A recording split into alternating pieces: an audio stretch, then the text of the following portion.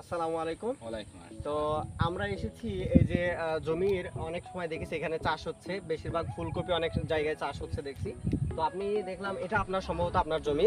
তো এই জমিতে আপনি ওষুধ দিচ্ছিলেন আমরা দেখলাম। তো কি ওষুধ দিলেন এখন? এখন দিলাম রিডোমিল আর অ্যানস্টার টপ। ও আচ্ছা, এই ওষুধগুলোর কাজ কি আসলে? আর আপনি এইগুলো যে ফুলকপির চারা লাগাইছেন এটা কতদিন হচ্ছে? 5-6 দিন লাগে। 5-6 দিন হচ্ছে। আর এই ওষুধ যেটা দিলেন এটার কাজ কি আসলে? এটা পচা লাগা আর হচ্ছে পোকা মারা। ও আচ্ছা আচ্ছা, যাতে এই গাছের যে চারাগুলো আছে ওই চারাগুলো যাতে পচে না যায় আর পোকামাকড়ে যাতে আক্রমণ না করতে পারে, তাই তো? আচ্ছা, কতদিন নাগাদ এগুলো হচ্ছে আপনার এই যে কপি আছে এটা মানে ফলন ধরতে শুরু করবে? 2 মাস পরে 2 মাস পরে, সম্ভবত 2 মাস লাগবে। তো এর মাঝে আর কতবার পানি সেচ দেওয়ার সম্ভাবনা, কতবার যে সেচ দিতে হবে? অথবা 20টা সেচ লাগে।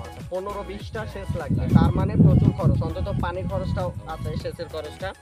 আচ্ছা, আমি ওই জায়গাতে একটা জমিতে দেখলাম যে এই পাতা কুঁকড়ে গেছে, আবার মাঝে মধ্যে দেখলাম যে অনেক গাছের চারা মারা গেছে। তো উনি বললেন যে হচ্ছে এই যে প্রচন্ড যে তাপ রয়েছে এই তাপের কারণেই, কিন্তু তাপমাত্রার কারণেই গাছের পাতাগুলো কুঁকড়ে গেছে, আবার অনেক জায়গায় গাছ মারা গেছে। তো আপনি যেহেতু অবশ্যই এটা আপনারা আঞ্চলিক ভাষায় বলেন যে নাবি করে লাগানো আর কি, তো অনেক দেরিতে লাগাইছেন। তো এখন আপনার কি মনে হয় যে এই বৃষ্টির কারণে কি এটা পচার সম্ভাবনা আছে নাকি? বৃষ্টির কারণে পচার সম্ভাবনা আছে। তাহলে তাপ থাকলেও হচ্ছে নষ্ট হয়ে যাওয়ার সম্ভাবনা আছে, আবার বৃষ্টি থাকলেও পচে যাওয়ার সম্ভাবনা আছে। তাহলে মানে এটা হচ্ছে আপনার আনুমানিক খরচ তো মোটামুটি ভালোই হয়। হ্যাঁ, ভালো। তাহলে এটা চাষ করে আপনাদের কি আশা করা যায় তুলনামূলক কেমন লাভবান হবেন আপনারা? এখন বেচা কেনা না হওয়া পর্যন্ত আচ্ছা আচ্ছা, এটা হচ্ছে আপনার অনেক সময় দেখা যায় যে বাজার দর কেমন আছে তার উপর নির্ভর করে। অনেক সময় দেখা যায় যে আপনি যে সময় আপনার ফসলটা কাটার মতো হলো ওই সময় দেখা গেল বাজার হচ্ছে ডাউন আছে যেটা আমরা বলি, আর তখন আপনার হচ্ছে কি খরচের তুলনায় ইয়ে হবে, তখন আপনাদের লসের মধ্যে যেতে হয়। আর অনেক সময় দেখা যায় যে কি বাজার ওই সময় আপনাদের আপ আছে, তখন আপনাদের একটু লাভ হয়। তবে এই যে আপনাদের লাভ এবং লসের এই মাঝামাঝি অবস্থায় কিন্তু আপনাদের চাষ করতে হয়, তাই তো? যে লাভও হইতে পারে, লসও হইতে পারে। হ্যাঁ, আমি অনেক সময় গতবার আসছিলাম তখন একজনকে দেখছিলাম এগুলো গরুর খাবার হিসেবে ব্যবহার করছিল। তো তখন একবার এরকম হয়েছিল আর কি। তো সম্ভবত ওইবার দেখছিলাম ফলন হয়েছিল কিন্তু দাম ছিল না। তো এবার গতবারের হিসাবে আপনার কি মনে হয় যে এবার কি ফলন কি আপনারা লাভবান হতে পারবেন নাকি তাও দ্বিধাদ্বন্দ্বের ভিতরেই? এখন দ্বিধাদ্বন্দ্বের ভেতরেই মনে করো যে আচ্ছা, আচ্ছা। লাভবান, যদিও মাল হয়, যদি দাম থাকে তাহলে ও হতে আচ্ছা, পারে। তার মানেও সেই একই হ্যাঁ, বাজারের উপর বাজারে নির্ভর করবে যে নির্ভর আসলে লাভবান, কারণ প্রত্যেক বছর বুঝলি? প্রত্যেক মাসে মাসেই তো অনেক সময় এসে বাজার দর হুম। এদিক ওদিক ওঠানামা করে। তো আমরা অনেকক্ষণ কথা বললাম আমাদের এক চাষি ভাইয়ের সাথে। তো বিষয় হচ্ছে ফুলকপি চাষ, যেটা সম্ভবত এই গ্রামে বাড়ছে, সময়ের সাথে সাথে বাড়ছে। এক সময় ধান চাষ এবং পাট চাষ হতো, এখন কিন্তু সেটা আর নেই। তো এই যে ফুলকপি চাষ এবং চিচিঙ্গা চাষ, এই চাষগুলো বাড়ছে, তারপরেও চাষিরা কিন্তু দ্বিধাদ্বন্দ্বের মধ্যে আছে। ওনারা জানেন না যে আসলে ওনারা লাভবান হবেন কি না, ক্ষতিগ্রস্ত হবেন। তো এই দ্বিধাদ্বন্দ্ব থাকা সত্ত্বেও, এই দোটানার আছে সত্ত্বেও তারা কিন্তু চাষ করে যাচ্ছেন। তো অনেক সময় দেখা যায় বাজারের উপর নির্ভর করে, হ্যাঁ, বাজারের উপর নির্ভর করে তারা লাভবান হবেন না ক্ষতিগ্রস্ত হবেন। তারপরেও আমাদের চাষি ভাইরা যারা আছেন আমাদের দেশে তারা কিন্তু চাষ করেই যাচ্ছেন।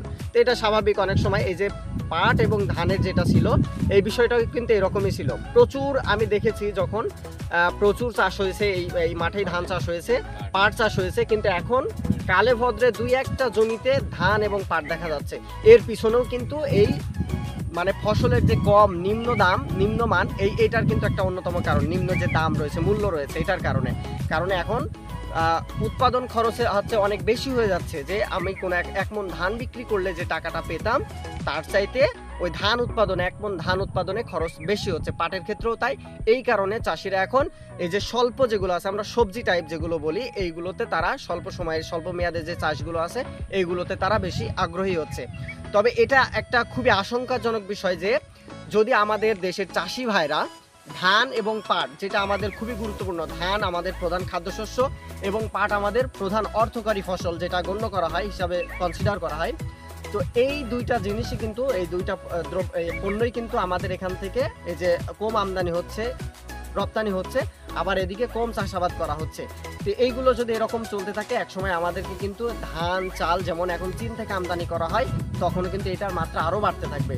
ঠিক আছে? তো আমাদের উচিত এবং আমাদের সরকারের উচিত ধান এবং পাটে যাতে চাষি ভাইরা আগ্রহী হয় সেদিকে খেয়াল রাখা, তাদের এই চাষের ক্ষেত্রে যথাযথ ব্যবস্থা গ্রহণ করা এবং তারা যাতে চাষ করে লাভবান হতে পারে বা তাদের যে পণ্য আছে, যে ফসল আছে, তারা যাতে যথার্থ মূল্য পেতে পারে, যথাযথ মূল্য পেতে পারে, আমাদেরকে সেদিকে খেয়াল রাখতে হবে। আমাদের সরকারের উচিত এদিকে খুবই খুবই দ্রুত পদক্ষেপ গ্রহণ করা, তা না হলে অদূর ভবিষ্যতে আমাদের কিন্তু দেশের যে খাদ্যের যে অবস্থা আছে সেটা কিন্তু খুবই সংকটের মধ্যে পড়বে।